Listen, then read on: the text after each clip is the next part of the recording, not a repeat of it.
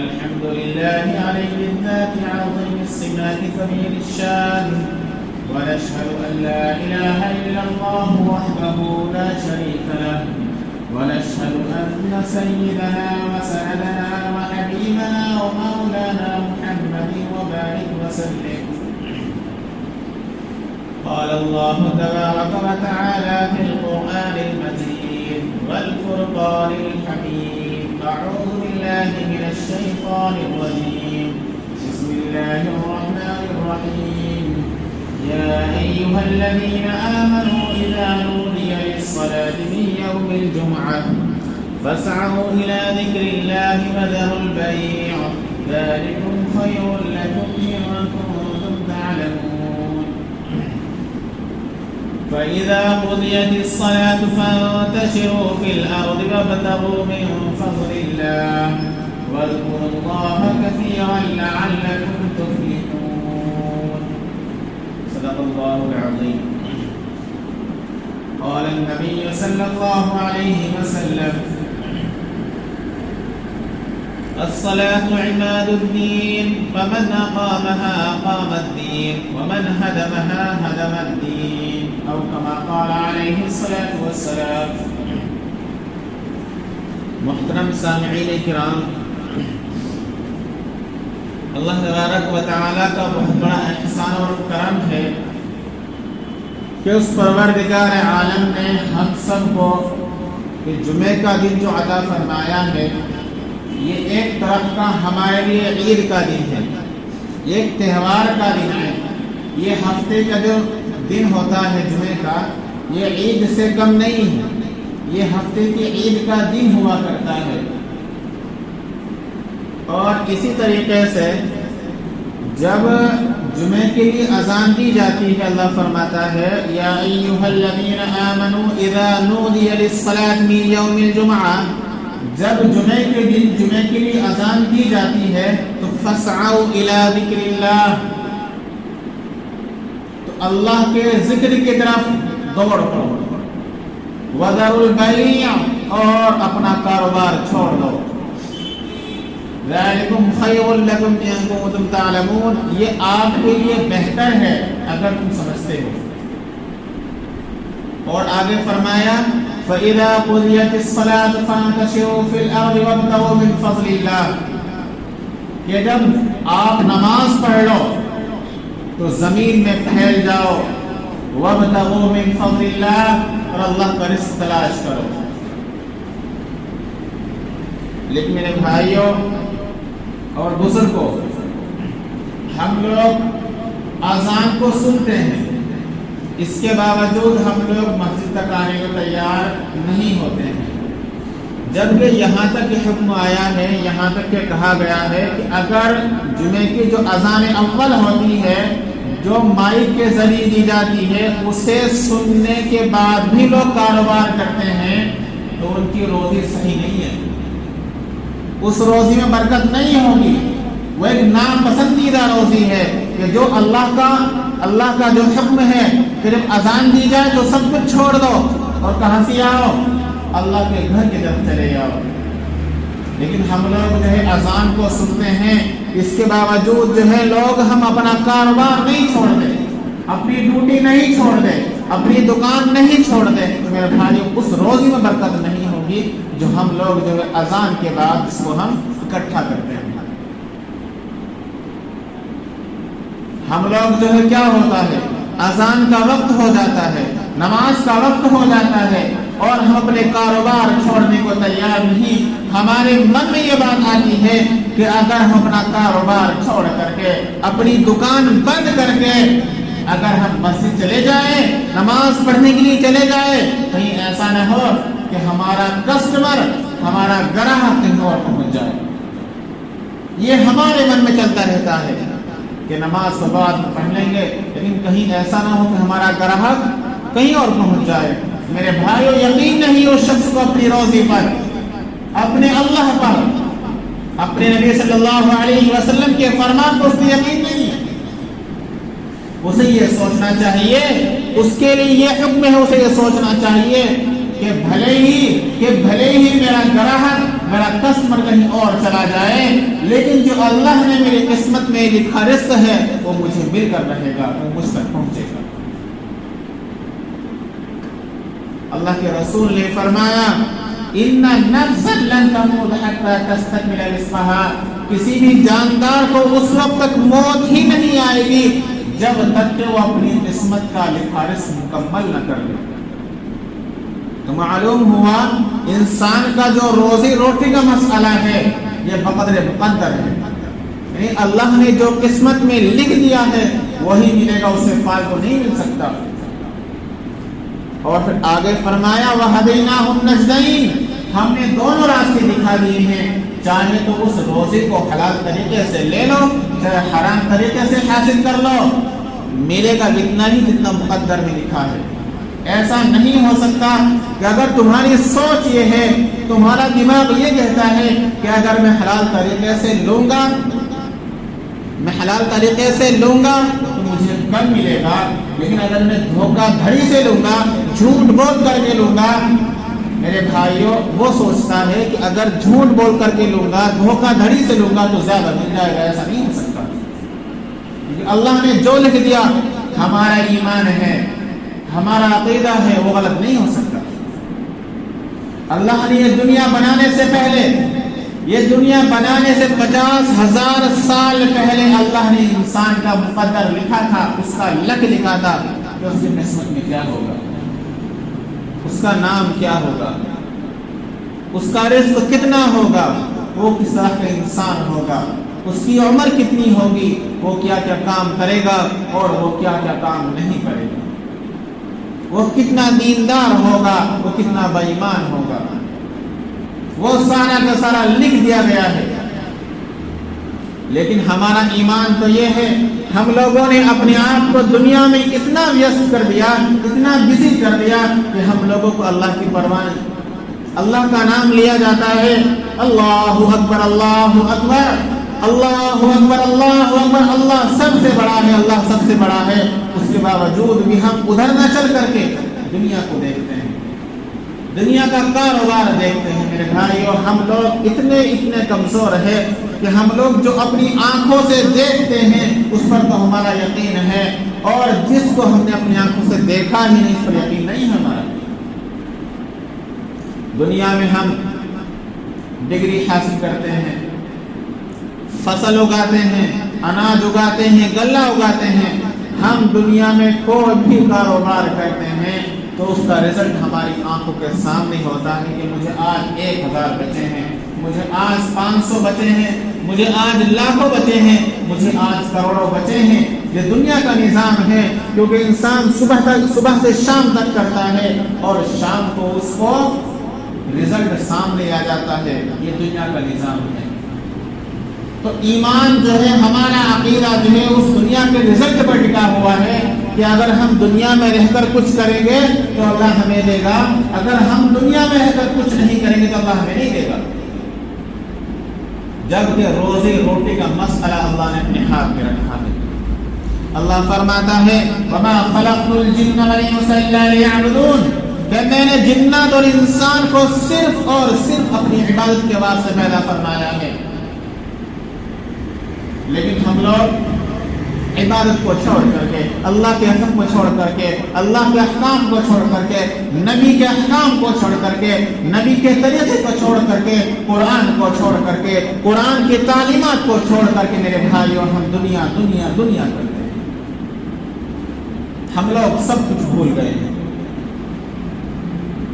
کیا اللہ فرماتا ہے ما اريد منهم من رزق وما اريد منهم ان يطعمون، اللہ کہتا ہے میں ان سے رزق کموانا نہیں چاہتا، میں ان سے رزق کموانا نہیں چاہتا کہ وہ رزق کمائے، اور نہ میں چاہتا ہوں کہ وہ رزق کما کر مجھے کھلائے۔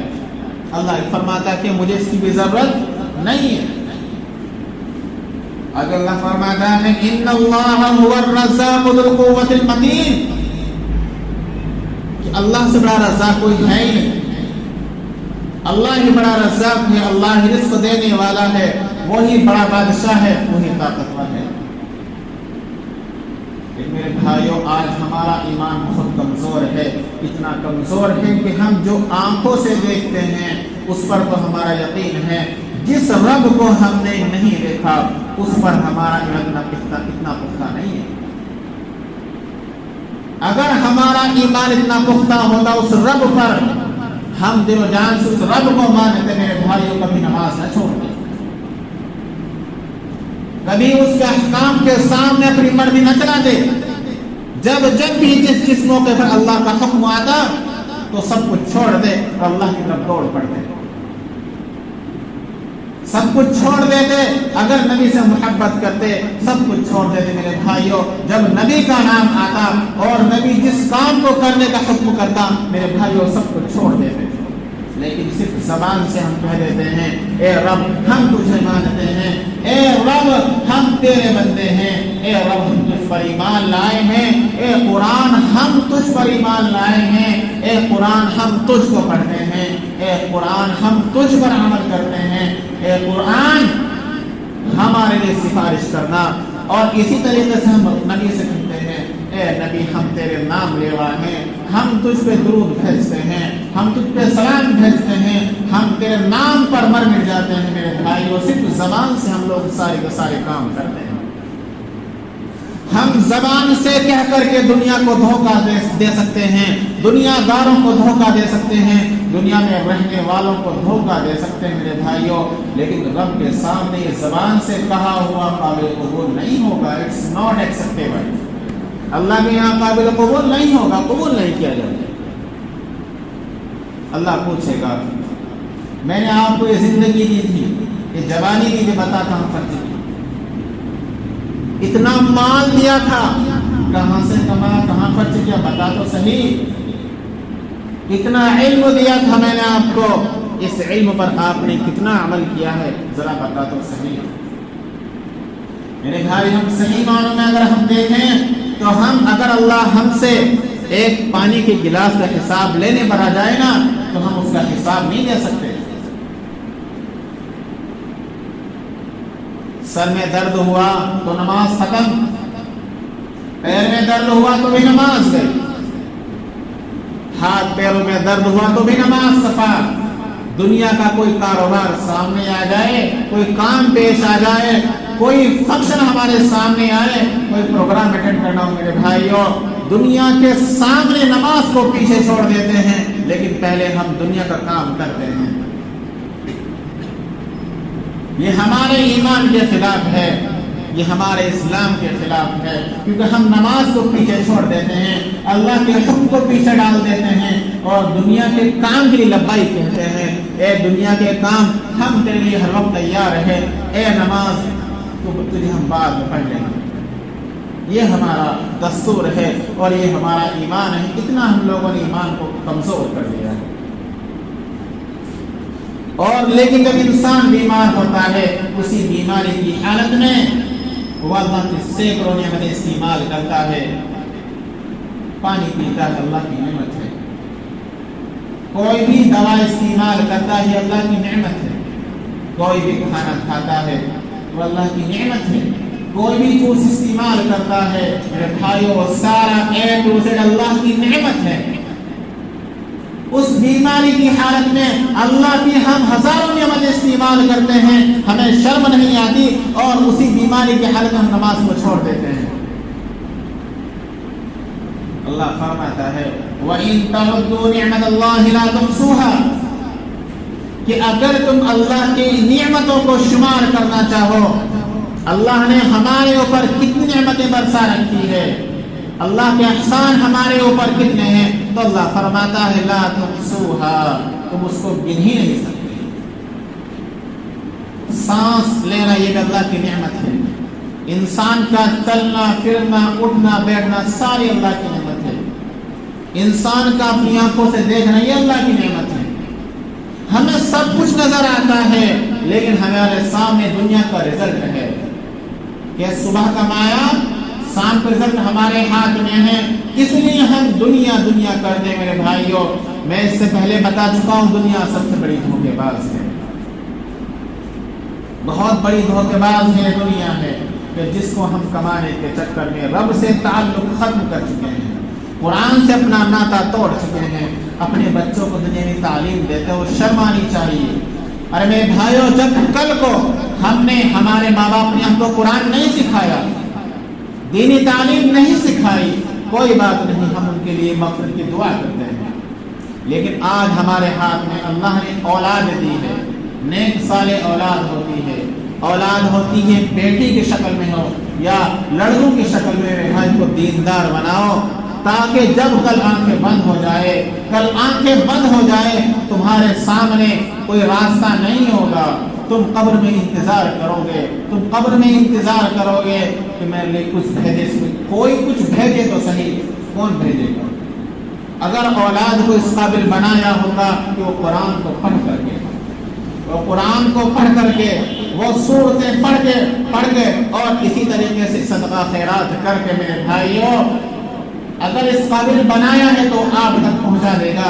اگر آپ نے اولاد کو اس قابل نہیں بنایا، میرے بھائیوں صرف امید کرنا قبر میں کر کے ہاتھ کچھ نہیں آئے گا، کوئی پہنچانے والا نہیں ہوگا۔ اس لیے ہم یہ نہیں کہتے کہ دنیاوی تعلیم حاصل نہ کرو، بلکہ یوں کہتے ہیں کہ دنیاوی تعلیم پر ہم نے اپنے دین کے سامنے دنیاوی تعلیم کو ترجیح دی ہے، دنیاوی تعلیم کو ضروری سمجھا ہے۔ لیکن اسلام کے بارے میں ہم سے کوئی کچھ پوچھے، کوئی ہم سے کہہ دے کہ اللہ کے نام کتنے ہیں، بتانے کو تیار نہیں ہے۔ اللہ کا کلمہ کیا ہے، ہمارا اسلام کا کلمہ کیا ہے، نماز کے فرائض کتنے ہیں، نماز کے واجبات کتنے ہیں، غسل کے فرائض کتنے ہیں، میرے بھائی اگر ہم سے کوئی پوچھے تو ہم نہیں بتا سکتے۔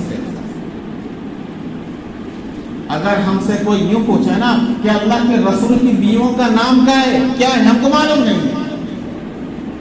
اگر کوئی ہم سے یوں پوچھے کہ اللہ کے رسول کی اولاد کا نام کیا ہے، ہمیں نہیں معلوم ہے۔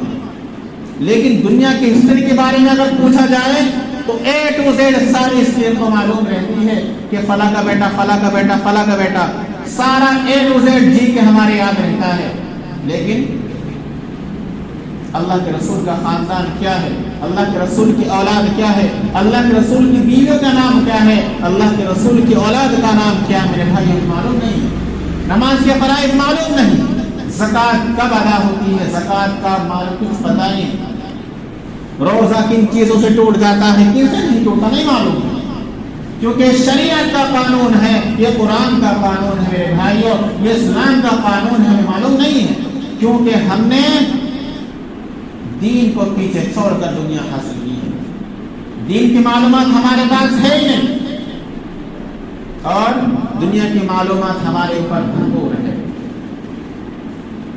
تو اس لیے اگر آپ یوں کہہ دیں کہ اللہ مجھے معلوم نہیں تھا، نماز پڑھی، نماز ٹوٹ گئی، پتہ ہی نہیں نماز ٹوٹے یا نہیں ٹوٹی، نماز خراب ہوئی کہ نہیں ہوئی، نہیں پتہ ہی نہیں، اللہ پوچھے گا تم نماز پڑھی تھی، وہ نماز تو نے خراب کر دی تھی، تجھے پتہ ہی نہیں چلا کہ نماز خراب ہو گئی ہے، تو کیا کہے گا وہ کہ اللہ مجھے معلوم نہیں تھا؟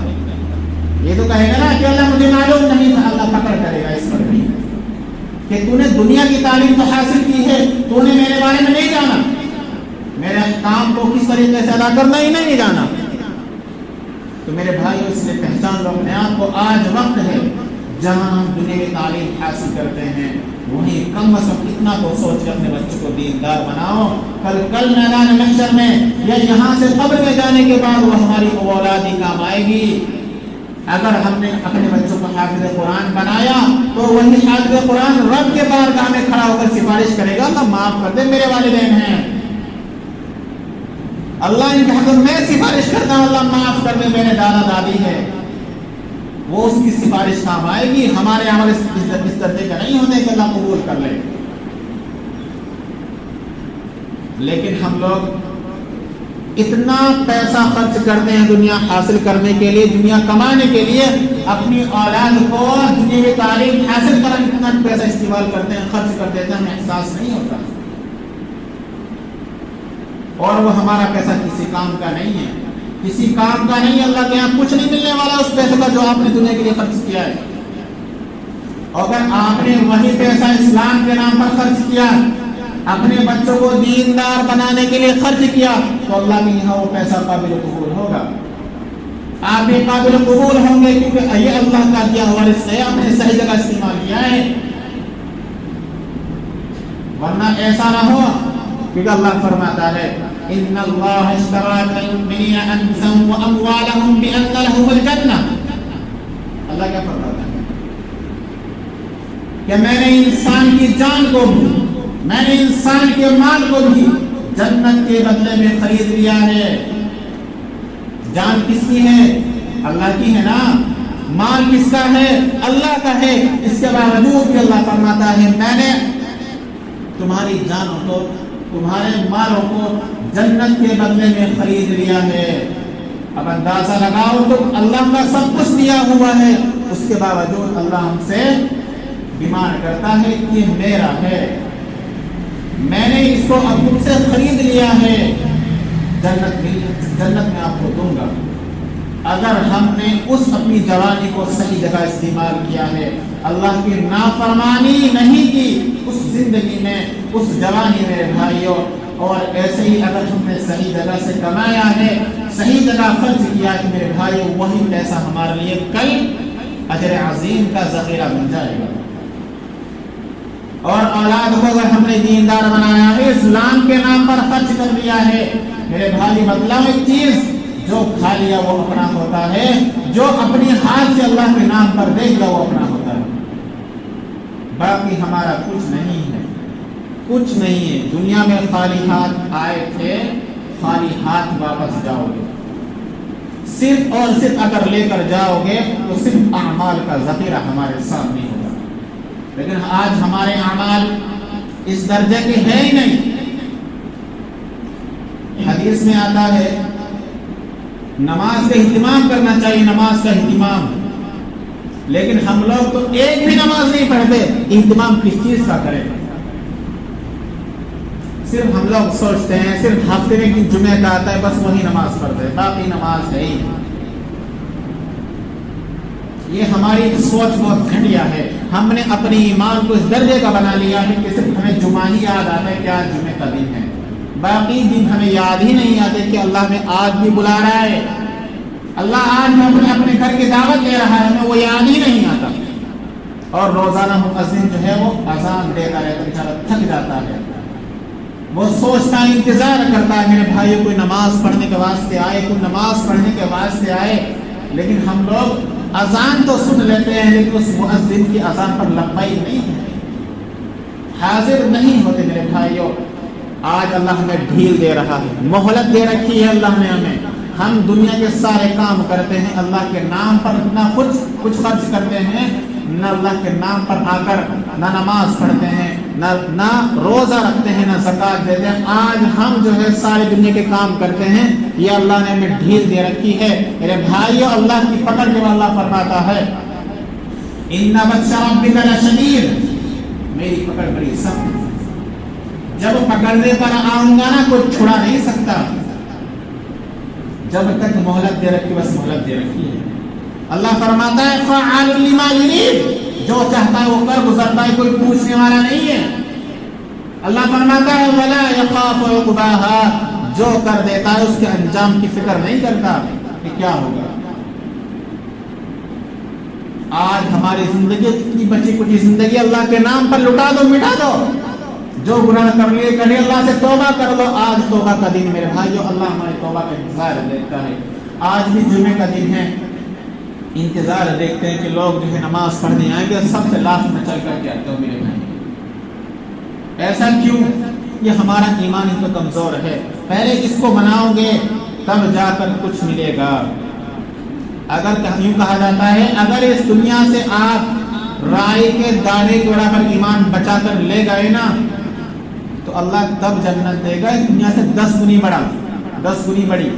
لیکن اگر ہمارا ایمان اتنا ہی نہیں کر سکتا میرے بھائیوں، جو ہمارا ایمان ہمیں گھر سے مسجد تک نہیں لا سکتا، جو ہمارا ایمان ہمیں گھر سے مسجد تک نہیں لا سکتا، بتاؤ وہی ایمان ہمارا قبر سے اٹھا کر جنت میں کیسے لے کے جائے گا؟ علامہ اقبال کہتے ہیں کہ کہ بستر سے اٹھ کر مسجد تک نہ جا سکے اقبال، بستر سے اٹھ کر مسجد تک نہ جا سکے اقبال، لوگ خواہش رکھتے ہیں قبر سے اٹھ کر جنت میں جانے کی، کیسے ممکن ہے؟ میرے بھائیوں اندازہ لگا لو اس چیز کو لے کر کے، اللہ اپن کی توفیق عطا فرمائے۔